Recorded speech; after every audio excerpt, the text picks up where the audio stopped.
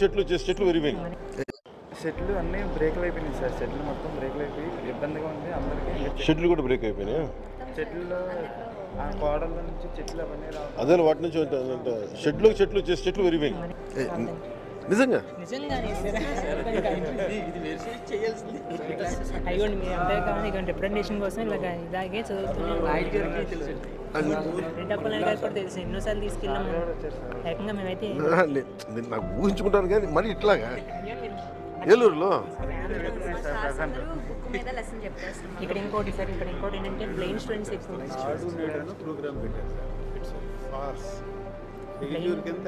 మీకు degree college ఉంది కదా, మీ డిగ్రీ కాలేజ్ సొంత బిల్డింగ్ ఉందా? ఇక్కడ ఏలూరు డిగ్రీ కాలేజ్ బిల్డింగ్ ఉందా? ఎందుకు లేదు? 80 కోట్ల ప్రతిపాదనలు ఉన్నాయే, మీరు ఒకసారి ఆలోచించండి.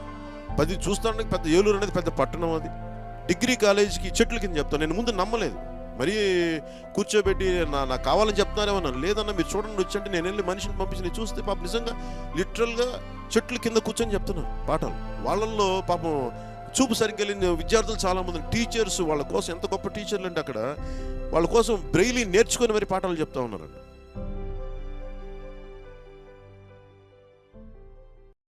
నమస్తే, నా పేరు Kalyan Dilip Sunkara. Welcome to commoner library. Straight to the point. Eluru degree కళాశాలకు సంబంధించినటువంటి ఉదంతం ఎన్నికలకి ముందు జనసేన పార్టీ ప్రతిష్టాత్మకంగా తీసుకున్నటువంటి జనవాణి కార్యక్రమం ద్వారా అక్కడ ఉన్నటువంటి విద్యార్థులు ఆయన్ని అప్రోచ్ అయ్యి అక్కడ ఉన్నటువంటి దుస్థితి గురించి, వాళ్ళు క్లాస్ రూమ్స్లో కాకుండా బయటే బయట కూర్చుని అక్కడ ఉన్న చెట్ల కింద పుట్ల కింద ఎలా చదువుకుంటున్నారు అనేటువంటి వీడియోలు చూపించినప్పుడు ఆయన ఒక రకమైనటువంటి దిగ్భ్రాంతికి ఆశ్చర్యానికి గురయ్యారు. మామూలుగా అనుకున్నా కానీ మరీ ఇంత దారుణంగా ఉంటుందా అనేటువంటిది నాకు చూస్తే నాకు అసలు నమ్మశక్యం కావట్లేదు. నన్ను దారుణమైన పరిస్థితి ఉందా అన్న ఆశ్చర్యానికి గురై దాన్ని చాలా సందర్భాల్లో ప్రస్తావనకు కూడా తీసుకొచ్చారు, వారాహి యాత్రలో కూడా. సరే, అధికారం వచ్చిన తర్వాత చాలామంది రాజకీయ నాయకులు వారు చేసినటువంటి వాగ్దానాలను విస్మరించడం, వారిదైనటువంటి పందాలో వ్యవహరించడం మనందరికీ విదితమే, అలవాటైపోయినటువంటి అంశమే. కానీ పవన్ కళ్యాణ్ గారు నిత్యం చెప్పేటువంటి పొలిటికల్ అకౌంటబిలిటీని ఆయన ఆలింగనం చేసుకున్నారు అని చెప్పడానికి 2 సంవత్సరాల్లో 10ల సంఖ్యలో ఆయన చేసినటువంటి కార్యక్రమాలు, తాండాలు మొదలుకొని తెల్లవారితే మన నిత్య జీవితాల్లో ఉపయోగపడేటువంటి ఎన్నో అంశాల మీద ప్రభావితం చూపించేటువంటి నిర్ణయాలు ఆయన తీసుకున్నప్పటికీ ఎందుకో ఎక్కడో పార్టీలకు అతీతంగా కొనియాడాల్సినటువంటి అంశాలను కూడా రాజకీయ దౌర్భాగ్య దుస్థితిలో అలా ట్రైన్ చేస్తారంటే అర్థం కాదు, కానీ కొంచెం అప్రిషియేట్ చేసేటువంటి టోను చాలామందిలో కనబడదు.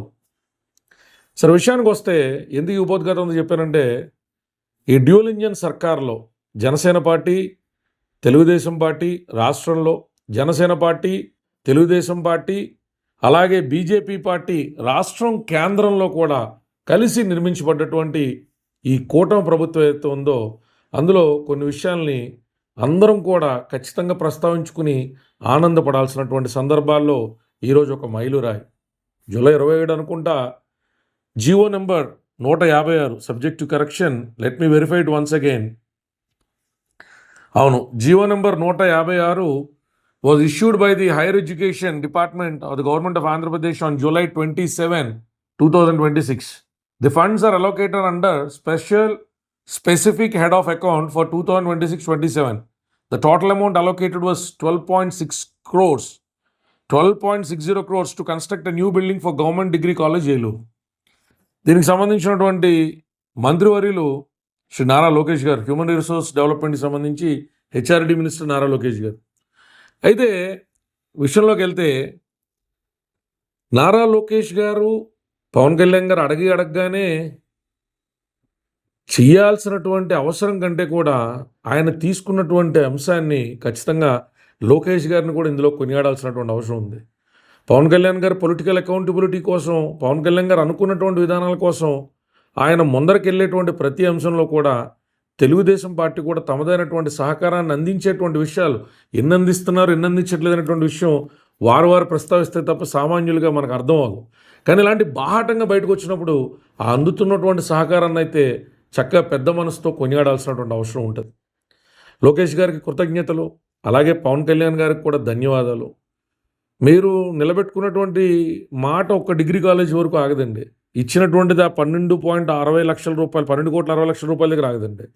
ఇది రాజకీయ నాయకుల్ని అప్రోచ్ చేయటువంటి ప్రతి పౌరుడు ఆశతో తమ అవసరాలు తీరతాయి, రాజ్యాంగబద్ధంగా తీరాల్సినటువంటివి ఎవరో నాయకులు అలాగే ప్రభుత్వ ఉద్యోగుల జాప్యం వల్ల ఆగవు, ఆగినవి కూడా ఖచ్చితంగా ఇలాగ పునరుద్ధరించబడతాయనేటువంటి నమ్మకాన్ని మాత్రం మీరు చాలా కాలం నిలబడేటట్టు ఇచ్చారండి. కాబట్టి మీరిరువురికి కూడా ధన్యవాదాలు. ముఖ్యంగా పవన్ కళ్యాణ్ గారికి, అలాగే జనవాణి కార్యక్రమాన్ని ఆ రోజు నుంచి ఈ రోజు వరకు ఆర్గనైజ్ చేస్తున్నటువంటి జన సైనికులకి, జనసేన నాయకులందరికీ కూడా పేరు పేరున ధన్యవాదాలు. ఇలాగా జనవాణి నుంచి జనపాలన వరకు సాగేటువంటి ఈ రాజకీయ ప్రయాణం పవన్ కళ్యాణ్ గారికే సాటి. ఆరోగ్యం బాగోపోయినా ఆయన కనీసం ఒక 4 నెలలైనా కూడా ఖచ్చితమైన విశ్రాంతిలో ఉండాలన్నా ఆయన ఎందుకో మరి 4-5 రోజులు కంటే కూడా, ఒక వారం రోజుల కంటే కూడా ఎక్కువ ఆయన విశ్రాంతి తీసుకోలేదు. ప్రతి కీలకమైన కార్యక్రమంలో ఆయన భాగస్వామి అవుతున్నారు. ఆయనకు సంబంధించినటువంటి శాఖలకు సంబంధించినటువంటి ఓఎస్డీలతో, రకరకాలైనటువంటి వ్యక్తులతో, అందరితో కూడా, సెక్రటరీలతో కూడా ఆయన సమీక్షలు జరుపుతూ ఉన్నారు. పార్టీ నాయకులను కలుస్తూ ఉన్నారు, కార్యకర్తలను కలుస్తూ ఉన్నారు. సో మొన్న జరిగినటువంటి భోగాపురం ఎయిర్పోర్ట్ విషయంలో కూడా ఆయన చాలా చురుగ్గా పాల్గొని, ఆయన నొప్పి కనబడతా ఉంది స్టేజ్ మీద, కానీ ఆయన నొప్పిని కూడా దిగమింగుతా ఆయన ఆ కార్యక్రమం అంతా కూడా చాలా చక్కగా చేసి, ఎంతోమంది జన సైనికులు అప్పుడు అక్కడికి కూడా పార్టీతో ఉన్న వాళ్ళందరికీ నేరుగా ప్రధానమంత్రి గారితో ఫోటో ఆపర్చునిటీ కూడా ఇప్పించారని కొంతమంది నేరుగా నాకు చైతన్య గారు లాంటి వాళ్ళు నాకు డైరెక్ట్గా వాట్సాప్ కూడా చేశారు. సందీప్ పంచగారు గారు తదితర పెద్దలందరినీ కూడా పవన్ కళ్యాణ్ గారు అలాంటి ఒక అవకాశాన్ని కల్పించడం, ఇవన్నీ కూడా శుభపరిణామాలు. ఆయన అలాంటి ఒక ఫేజ్లో ఉండి కూడా ఇంత చురుకుగా ఆయన పార్టీ కార్యక్రమాల్లో పాల్గొనడమే కాకుండా ఇట్లాంటి ఒక గవర్నమెంట్ ఆర్డర్స్ రావడం విషయంలో ఆయన జోక్యం చేసుకోవడం, చొరవ చూపించడం, నారా లోకేష్ గారు కూడా దాన్ని సహకరించడం అనేటువంటిది వారి మైత్రి అని నేను చెప్పను. నేను అలాంటి ఒక ఎగ్జాగరేటెడ్ ఎండోర్స్మెంట్స్ నేను చెయ్యను, కానీ ఈ పర్టికులర్ సిచ్యువేషన్ వరకు, ఈ పర్టికులర్ సినారియో వరకు మాత్రం ఖచ్చితంగా వారి సహకారాన్ని, వారి ఇరువురి యొక్క సహకారాన్ని కూడా కొనియాడి తీరాల్సిందే. Thank you once again sir. ఇట్లాంటి గవర్నమెంట్ కాలేజెస్ అనేటువంటివి చాలా చాలా శిథిలమైనటువంటి స్థితిని కూడా చెప్పను, కానీ పేరుకే కాలేజీలండి, అందులో ఏ ఫెసిలిటీస్ ఉండవు. ఇంక ఎయిడెడ్ కాలేజెస్లో అయితే పరిస్థితి మరీ దారుణం. ల్యాబొరేటరీలో ఏదో నామకే వస్తే బిల్లు వస్తుంది, సగం డబ్బులు ఆ బిల్లు ఎగ్జిక్యూట్ చేసేటువంటి ప్రొఫెసర్లే తినేస్తారో లేకపోతే ఆ స్టాఫే తింటారో తెలియదండి. దారుణాది దారుణంగా ఉంటాయి. ఉభయ గోదావరి జిల్లాలో అయితే సుమారు ఒక 7-8 కాలేజీల వరకు నేను ఈ 4 సంవత్సరాల్లో, అంటే ఎలక్షన్కి ముందు, ఎలక్షన్ తర్వాత కూడా విభిన్నమైన పరిస్థితులు, అక్కడ ఏదైనా కోర్టు పని మీద వెళ్ళినప్పుడు, ఎవరైనా తెలిసిన వాళ్ళు ఉంటే ఆ కాలేజెస్కి వెళ్ళినప్పుడు ఆ పరిస్థితులు చూస్తే చాలా దయనీయం అండి. ఆ స్పోర్ట్స్కి సంబంధించినటువంటి రూమ్లో అయితే ఏదో ఇరిగిపోయిన 4 బ్యాట్లు, 4 వికెట్లు తప్ప దాంట్లో ఏం పెద్దగా కనబడ్డటువంటి ఉదంతాలు కూడా ఉండవు. సో ఎడ్యుకేషన్ మినిస్టర్గా నారా లోకేష్ గారు ఈ పేస్ని కంటిన్యూ చేస్తా రానున్నటువంటి 3 సంవత్సరాల్లో కొంచెం మన ఆంధ్రప్రదేశ్ రాష్ట్రంలో ఉన్నత విద్య, అలాగే ప్రాథమిక విద్య మీద అలాగే శ్రద్ధ పెడతా పోతా ఉన్నారు.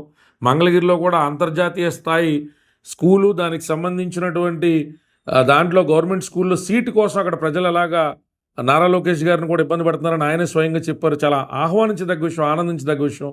అలాగే హైయర్ ఎడ్యుకేషన్ విషయంలో కూడా మరింత కసరత్తు చేసి భారతదేశంలోనే అత్యున్నతమైనటువంటి ఉన్నత విద్య అందుకునేటువంటి స్థితిలో ఆంధ్రప్రదేశ్ రాష్ట్రాన్ని నిర్మించాలని కూడా మనస్ఫూర్తిగా కోరుకుంటూ, ఆయన శాఖ కాబట్టి, అలాగే పవన్ కళ్యాణ్ గారు జనవాణిలో ఇచ్చినటువంటి మరిన్ని మాటలు, మరిన్ని హామీలు కూడా నెరవేర్చే దిశగా కూటమి ప్రభుత్వం కూడా సహకరిస్తుంది అని మనస్ఫూర్తిగా కోరుకుంటూ, సహకరించాలి అని కోరుకుంటూ సెలవు తీసుకుంటున్నాను. జై భీమ్, జై భారత్.